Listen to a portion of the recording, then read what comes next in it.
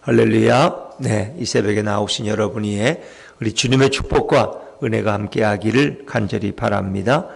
시편 47편은 우주적 왕이신 우리 주님을, 우리 예수님, 우리 여호와 하나님을 찬양하는 그런 내용을 담고 있습니다. 특별히 찬양은 우리 삶에 너무나 중요합니다. 우리의 찬양하는 자세는 그분이 어떤 분인가를 생각할 때 찬양의 자세는 달라질 수 있죠. 북한에서는 누구를 찬양해요? 에? 정은이? 그래도 한 나라의 또 수령인데 경애하는 지도자 동지 김정은이를 찬양합니다. 그분들은. 그래서 김정은이가 오면은 다 일어나고 그 앞에 박수치고 그를 높이고 그를 신처럼 대우하는 거예요. 김정은이가 연설하는데 졸면 돼요, 안 돼요? 안 되죠. 졸면은 총살입니다. 총살. 자세가 불량한 거예요. 찬양의 자세가 아니에요. 그를 집중해야 되고 그만을 바라봐야 되고 그의 말을 경청하여 귀담아 들어야 되고 열심히 기록을 해야 됩니다. 그것이 북한에서의 자세. 대개 이렇게 숙청당하는 분들 보면은 김정은이 옆에서 주머니에 손을 넣는다든가, 김정은이가 뭘 가리켜 말하는데 딴 데를 쳐다보고 딴 생각한다든가, 그러면 나중에 다 사진이 찍혀서 저건 이제 언제가 숙청의 대상이 되는 거예요. 그 자기 고모부인가? 고모부도 대포로 쏴서 이렇게 본보기로. 만약에 김정은이를 우리가 찬양한다면 우리가 한눈 못 팔아요. 예배드리다가 핸드폰 꺼내가지고 이렇게 보다가 당연히 대포에 맞아 죽을 텐데. 그렇죠? 근데 우리 하나님은 그런 분이 아니야. 대포를 쏘시든가 꼰총을 쏘시는 분이 아니기 때문에 우리 하나님 앞에서 자유롭게 예배드리지만 이제 그러다 보니까 우리는 하나님 앞에 너무 경솔하게 또 너무 어찌 보면 무례하게 너무 성의 없이 예배드리는 경우도 많다는 거예요. 딴 생각하면서. 찬양하면서도 다른 생각할 수도 있고. 그렇죠? 우리는 예수님께 온전히 집중하지 못할 때가 많아요. 그래서 오늘 본문은 성도들이 어떻게 주님을 찬양해야 될 것이냐, 어떤 자세로 찬양, 왜 그분을 찬양해야 되느냐, 그분은 우리의 찬양과 경배를 받으시기에 정말 합당하신 분인가 하는 것을 말씀해 주고 있는 거예요. 자, 우리 1절 말씀을 먼저 한번 읽어볼까요? 47편 1절입니다. 시작.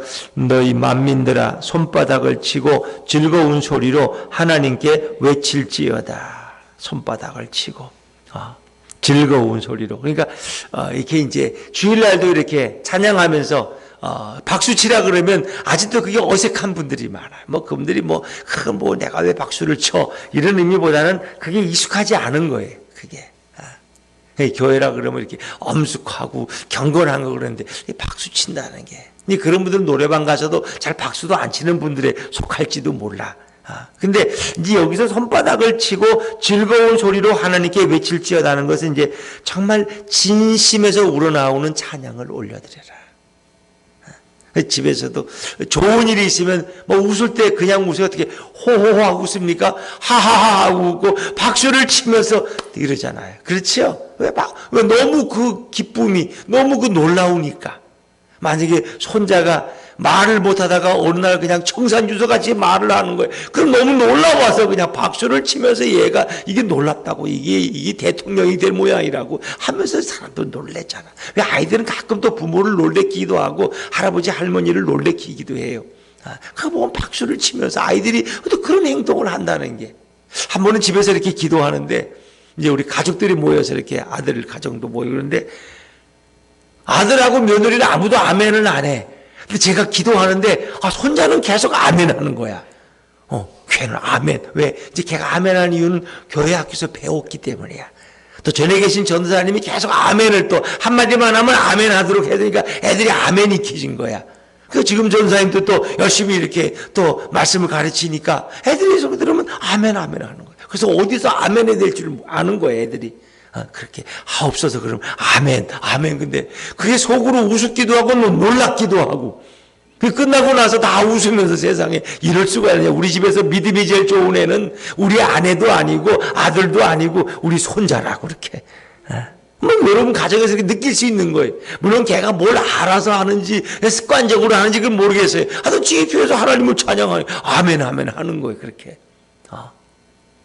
자, 여러분 정말 주님께서는 우리가 손바닥을 치고 즐거운 소리로 하나님께 찬양을 올리기를 원하신다는 거예요. 그러니까 어떤 형식적이고 습관적인 그런 게 아니라 진심에서 우러나오는 찬양, 그걸 원하시는 거예요. 영혼에서 우러나오는 찬양.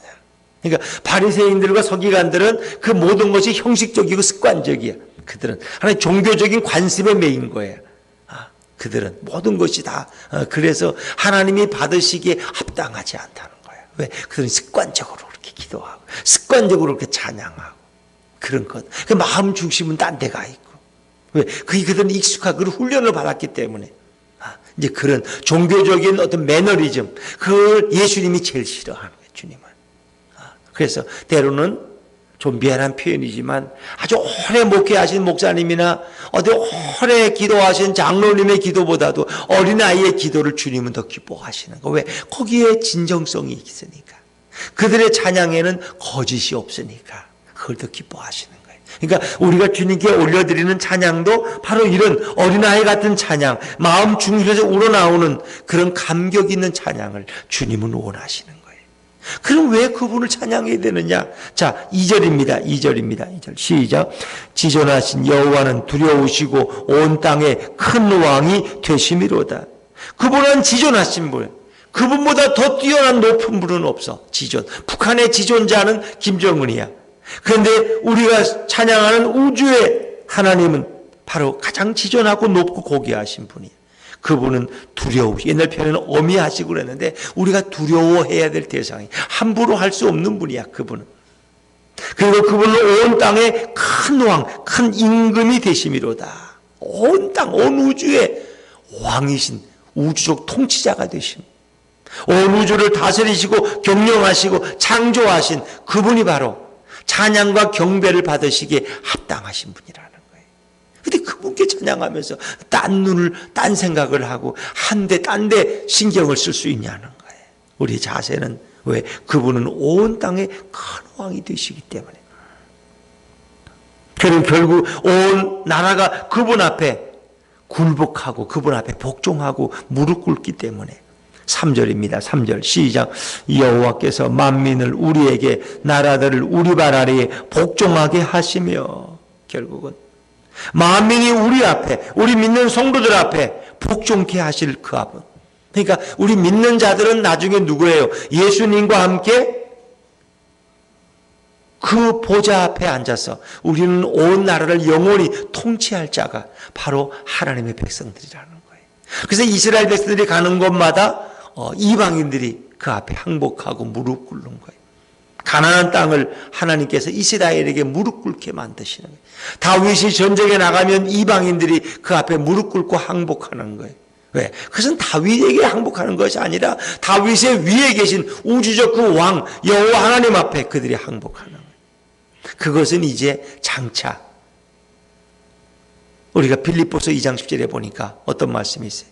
하늘에 있는 자들과 땅에 있는 자들과 모든 자들이 모든 무릎을 예수 그리스도의 이름 앞에 꿇게 하시고, 예수님이 부활하시고 승천하실 때, 그리고 그분이 진정 왕으로 이렇게 등극하실 때 하나님께서는 온 우주에 있는 모든 자들이, 고귀한 자들, 왕들과 온 백성이 그 예수 그리스도 앞에 무릎 꿇게 하신다는 거예요. 그래서 우리 믿는 자들도 예수님과 함께 영원히 그 모든 열방을 통치하는 그런 권세 있는 자리에 앉게 될 것이라고 성경은 말씀하고 있어요. 여호와께서 만민을 우리에게 무릎 꿇게 하시고 복종하게 하신다. 그런 하나님이기 때문에 찬양을 받으신다. 또 그분은 우리에게 아름다운 기업을 주셨어요. 4절 제가 읽죠. 우리를 위하여 기업을 택하시나니 곧 사랑하신 야곱의 영화로다. 야곱의 영화라는 건 야곱의 축복을 우리에게 주시는 건데, 하나님이 야곱에게 주시는 약속의 말씀이 성취되는 거예요.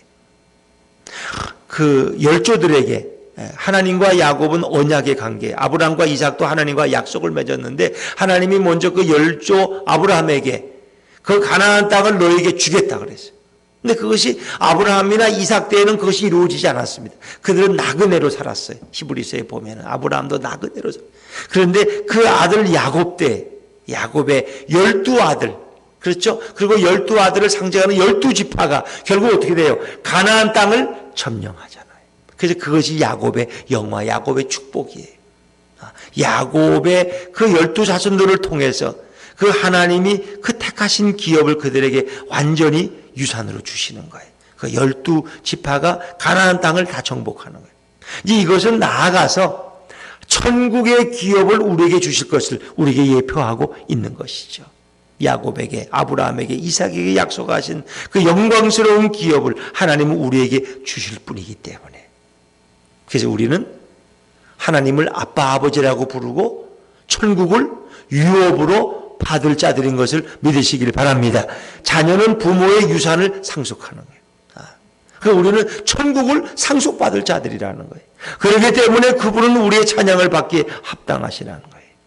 자, 이제 5절 말씀이 이 시의 배경을 가장 잘 말해주는데, 자, 5절 말씀을 같이 읽죠. 5절입니다. 시작. 하나님께서 즐거운 함성 중에 올라가심이여 여호와께서 나팔 소리 중에 올라가시도다. 올라가신다는 말씀이 두 번이나 반복돼요.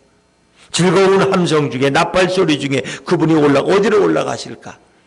이 5절의 말씀을 보면은 오늘 이 시의 배경은 사무엘하 6장 1절부터 20절까지 나오는 오베데돔의 집에 오랫동안 모셔졌던 하나님의 언약궤 법궤를 다윗이 모셔오는 내용과 연관되어 있습니다. 온 레위인들과 제사장들과 온 백성이 찬양과 나팔 소리를 올리면서 그 하나님의 언약궤를 시온산으로 옮기는 거예요. 그 다윗성이 있는, 그리고 그것을 그 있는 성소에 안치시키는, 이제 그것과 연관되어 있어요. 그리고 시온성, 다윗성까지 옮긴 다음에 그 언약궤를 다시 지성소로 옮길 때 바로 하나님이 그 지성소 가장 중심된 자리에, 그 보좌에 즉위하신다는 거예요. 즉위. 그래서 어떤 대관식과도 연관되는데, 이제는 오베데돔 집에 방치되어 있던 언약궤가 예루살렘의 중심인 그 시온산 다윗성, 그 지성소, 성막의 지성소에 그분이 안치됨으로써 하나님이 그 중심의 보좌에 앉으신다는. 그래서 물론 하나님은 그전에도 온 우주의 왕이었지만 어떤 이제 새로운 인식, 어떤 상징적인 의미로서 그분이 이제는 그 이스라엘의 우주의 중심에, 그 보좌에 그분이 즉위하신다는 그런 의미, 상징적인 의미죠. 그런 의미로서 이제 그분을 올라가신다고 하는 그런 가장 높은 곳에 앉으신다는, 즉위하신다는, 등극하신다는 그런 의미에서 시적인 표현으로 하나님께서 올라가신다. 함성 중에 올라가시고 찬양 중에 올라가신다는 표현. 또 한 가지 의미는 하나님께서 이스라엘을 구원하시고자 이 땅에 오셔서 결국은 다윗을 통해서 그 이방 나라들을 정복하시고, 그리고 이제 그 다윗이 때가 되어서 언약궤를, 하나님의 임재인 언약궤를 그 다윗성 중심에 모실 때 하나님은 지금까지 다윗과 함께 싸워서 이스라엘을 구원하시고, 그리고 다시 그분의 그 하늘 보좌로 올라가시는, 승천하시는 이제 그런 것을 상징적으로 표현하고 있는. 그래서 그분이 올라가신다, 승천하신다는 표현. 또 구체적으로 가장 가까이에는 예수님께서 하나님이시지만 하늘의 영광된 보좌를 버리시고 우리를 죄에서 구원하시기 위해 이 땅에 오셔서 십자가에 죽으시고 3일 만에 부활하시고, 그렇죠? 우리의 영원한 구주가 되시고 40일 동안 제 아들과 함께 동거하시다가 이제 그분이 감람산에서 다시 승천하시는, 그래서 그분이 하늘로 올라가시는, 원래의 하늘의 보좌로 올라가시는 이제 그 광경을 우리에게 미리 예표하고 있는 거예요. 그리고 그분이 다시 이 땅에 재림하실 때는 사단과 마귀의 권세가 완전히 정복되어지고 그분이 진정한 우주의 왕으로 등극하셔서 모든 악한 자들은 다 심판받고 멸망당하고 우리 주의 백성들과 함께 보좌에 앉으셔서 영원한 통치를 하시는, 그래서 온 우주의 모든 열방과 왕들이 다 그 예수 그리스도 앞에 찬양하며 그분 앞에 무릎 꿇는 그것을 우리에게 미리 보여주고 있는 거예요. 보여주고. 그래서 그분이 그 올라가신다는 표현은 굉장히 중요한 표현이에요. 예수님이 승천하시고 다시 그분이 재림하시죠. 그래서 이제 하나님이 인간의 몸을 입고 이 땅에 오시는 것을 뭐라고 표현해요? 신학적으로 비하의 그리스도, 자신을 낮추시는. 왜 그래 자신을 비하시켜요? 왜 자신을 그렇게 낮추세요? 그 비하의 그리스도. 그리고 그분이 부활하셔서 하늘로 승천하시는 것을 승기의 그리스도. 그분이 다시 존귀한 자리로 올라가시는 거예요. 그런데 그분은 다시 그 마지막 예언, 약속대로 다시 오십니다. 그래서 우리는 다시 오실 그리스도, 재림의 그리스도를 기다리는 성도들입니다. 깨어있는 열처녀처럼. 자, 그래서 이 성경은 바로 그 모든 것을 다 예표하고 있는 거예요. 바로 다시 오실 그리스도, 그리고 다시 오셔서 우주의 왕으로 등극하실, 우리와 함께 온 열방을 통치하고 다스리실 그분을, 그 우리 왕을 찬송하자는 거예요. 자, 우리 6절 7절 말씀, 6절 7절입니다. 시작. 찬송하라, 하나님을 찬송하라, 찬송하라, 우리 왕을 찬송하라. 찬송하라는 말. 그리고 계속해서 하나님은 온 땅의 왕이심이라 지혜의 시로 찬송할지어다.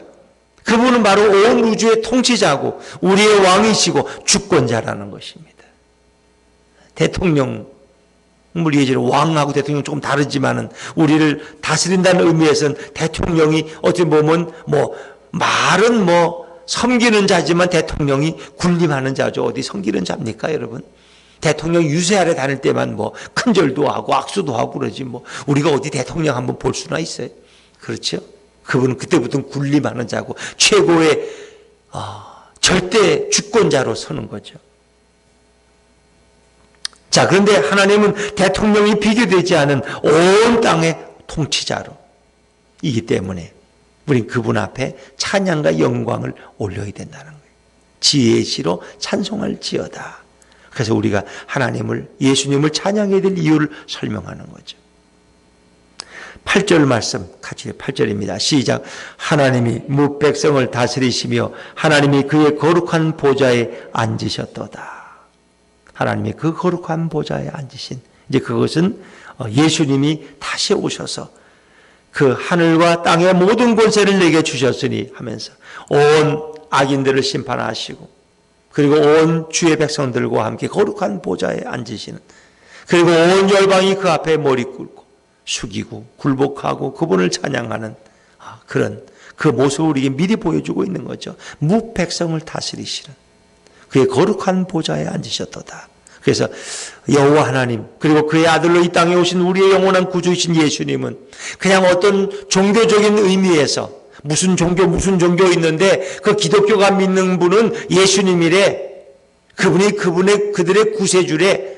길과 진리와 생명이 되신데 그런 분이 아니라 그분은 온 우주와 열방을 다스리시고 창조하시고 그 구원을 완성하실 우리의 영원한 왕 되신 왕 중의 왕이신 그 예수님. 그거를 고백해야 된다는 거예요. 그걸 찬양해야 된다. 세상 사람들은 그걸 몰라요. 그냥 예수 믿으면 좋은 거래. 다 많은 종교가 있고 불교도 믿고 유교도 믿는데 기독교도 믿으면 좋지 나쁠 거 뭐 있어. 가끔 또 요구 또 하면서 그렇게. 이제 그런 정도로 우리의 예수님이 아니라 그분은 바로 하나님이시고 온 우주의 창조주이시고 역사를 완성하실 분이고 지금도 이 모든 역사를 주관하고 계신다는 거예요. 그분 앞에, 그분의 주권 앞에 우리는 머리 숙이고 그분의 말씀 앞에 순종하고 그분을 높이고 찬양하는 것이 오늘 우리의 특권이요, 우리의 의무요, 우리의 사명인 줄로 믿습니다. 그걸 깨달으라는 거예요. 그냥 교회만 와서 듣는 그런 예수가 아니라 그분은 거룩한 보좌에 등극하신 만왕의 왕이시라는 거예요. 자, 9절 말씀, 9절입니다. 시작. 문 나라의 고관들이 모임이여 아브라함의 하나님의 백성이 되도다. 세상의 모든 방패는 하나님의 것임이여 그는 높임을 받으시리로다. 문 나라의 고관들은 모든 왕들이 다 그분 앞에 와서 머리 숙여 찬양하. 그리고 그들은 다 아브라함의 백성이 되는 거예요. 아브라함의 믿음의 백성, 영적 자손이 되는 것이고, 그들이 예수를 믿는 자마다 세상의 모든 방패, 세상의 모든 주권자, 세상의 모든 가장 강력한 이런 모든 무기는 다 하나님의 것이니, 그분의 양손에는 무서운 철퇴가 있고 그분을 당할 자가 없는 거죠. 그런 높임을 받으시기에 합당하시도다. 그렇습니다.